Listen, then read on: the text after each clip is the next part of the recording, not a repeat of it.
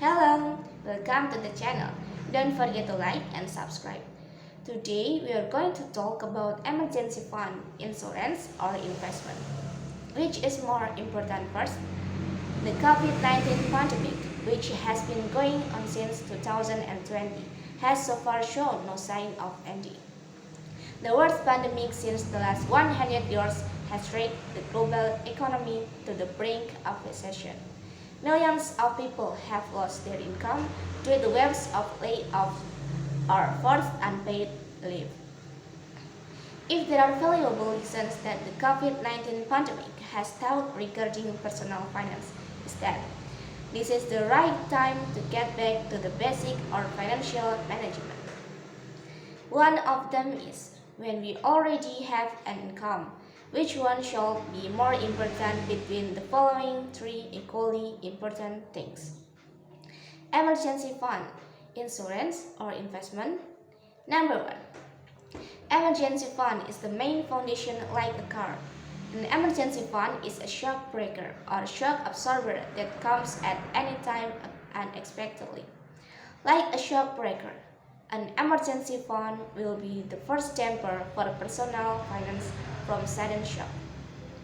With the presence of a shock breaker, the car journey can be maintained smooth and stable. For example, if suddenly the house you live in has a leak due to heavy rain, the emergency funds you have can be allocated to finance small renovations so that they no longer leak.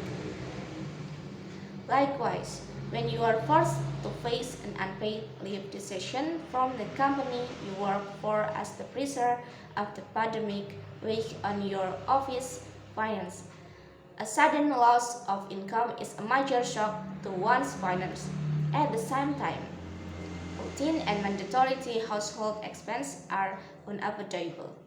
Therefore, in order of priority, meeting the need for emergency funds is the main thing that should not be delayed. Number 2. Insurance. After starting to pay off your emergency fund savings, you can move on to the second most important order, namely insurance. Insurance is a must as it is the easier way to manage financial risks that are bigger and difficult to handle with only emergency funds. For example, the risk of getting sick and being hospitalized in the incident of illness that require medical treatment at the hospital often costs a lot of money. Your emergency fund may be able to help, but if it turns out that the maintenance costs are very large, the limited emergency funds will make your finance shaken badly. Insurance can do this better by covering hospital expenses. You can set aside some of your income to buy insurance in parallel with saving an emergency fund. Allocate at least 10% of regular income to be saved as an emergency fund and to pay insurance premium. For insurance, prioritize life insurance and health insurance first before moving on to other insurance.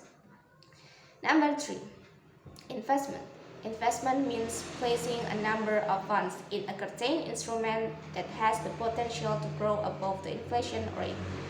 Thus, the funds you have grow and can help the accumulation of wealth more quickly.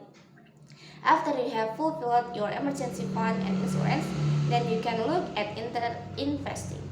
There are many cases of financial turmoil that started because someone jumped right into investing without making sure the emergency funds and insurance were in place.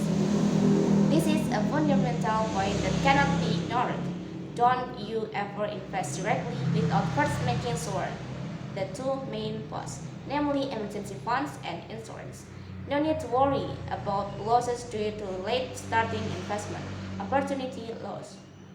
Once your emergency fund is reached at least 50% of the ideal value and the needs for life insurance and health insurance have been met, you can start investing and simultaneously continue to save emergency funds up to 100%.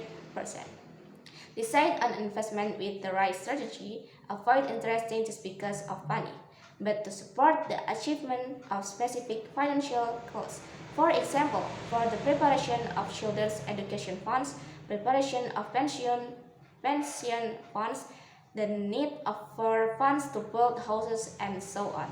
Some investment instruments that can be considered include mutual funds, stocks, and bonds.